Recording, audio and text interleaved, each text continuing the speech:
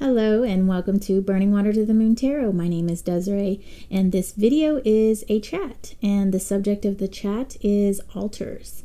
So maybe more than a few. Some of my readings I have mentioned working with an altar, starting an altar.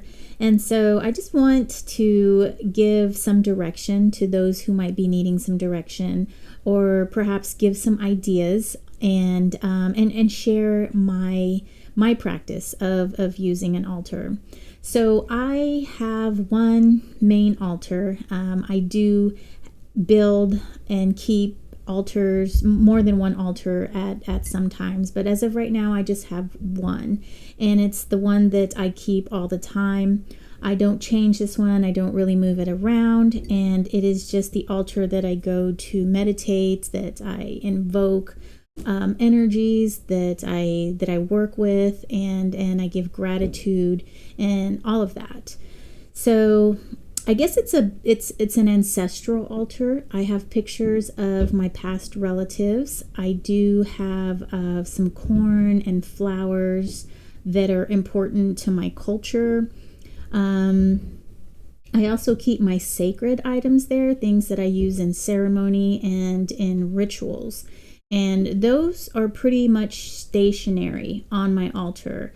And they don't get moved around a lot unless I'm going to participate in a ceremony or a ritual or a specific invocation that maybe I need to go outside or perhaps in a different location. So I have pictures of my family members, and like I said, and I also keep the elements on there as well, and each of the element is related to a direction on top of it being related to the elements. Let's see, I keep my sacreds there. As I said, I will put things on top of my altar like new tarot decks, jewelry, items that I feel need to be charged with the good energy that is built in my altar. And how to get the energy into that altar is by using the altar and also making offerings to the altar as well. So for my ancestors, I'll give them an offering of food, a plate, dinner that I make. I have a small little plate, and I make small servings. The altar itself isn't too big, so I can't put a full dinner plate on there. So I do have a small plate, and I'll also offer tea and coffee, my ancestors' favorite beverages. I'll offer fruit as well, and sometimes I'll put fresh flowers on there as a way to brighten their day, as a way to say thanks. And I do go to the altar very often, and I will just give gratitude. I'll thank them for the gifts that they've given me, the protection that they offer. Also, too, before I do any kind of moon work, spell work, anything I do outside, I'll come to my altar first, and I'll invoke the energies there, and I'll ask that they accompany me to the space that I'll be working with. I'm not too sure if that's necessary, because I feel like my ancestors are with me always, but in times of ritual, it's always polite to ask if they will join you. And so that's just why I ask. Let's see. Let me show you. I'm going to flip this screen here. So these are going to be a sneak peek. These are the new decks that I'll be using for the upcoming readings. Over here, I keep these items on my altar as well. I have a mat on the altar where I keep my most sacreds, the things that are very sacred to me on the altar in relations to the elements. My pourpose, which is representative of the fire element. I have a crystal that I've been using and working with for many, many years that represents earth. I have a shell that represents, it's a caracol, and that represents air. And then for water, I have a little clay sort of bowl where I've had that for many years as well, and that is handmade, and that keeps my water for me. And those are my sacred element holder keepers, I guess you could say, and those I only bring with me for special occasions. These are representative of those items that I take off of my altar and bring them to my tarot table to help bring the energy of my altar and have it flow through my cards, the readings, and interpretations. So here is the air element, the caracol, and then I have a feather that also represents air as well. This candle represents the fire. This is, what is it? I want to say onyx, but it's not onyx. It is, I'll come back to that. And then this little pitcher has the water. And I generally use this pitcher to fill up the little clay bowl that I have on my altar, to fill up that clay bowl with water. I keep that full all the time. I don't want that to ever dry out, though it has, but that's not something that I want to do. And this is obsidian, okay, and that represents earth. And so, like I said, I will, before my readings, I invoke the energies of my ancestors. I invoke all the energies that are on my altar, and I give thanks for them. I thank them for the wisdom. I thank them for the guidance. I thank them for protection as well. And I call upon the energies of my ancestors to help guide me through the readings. And so I bring these as an extension of my altar and put them onto my table. So that's why you guys see these in my reading. So this is an extension, I guess you could say, of my altar. What else did I want to say? Let me switch the view really quick. Okay. Isn't this background cool? I mean, I just decided to put myself plop onto the moon. So I thought that was pretty cool. Let's see.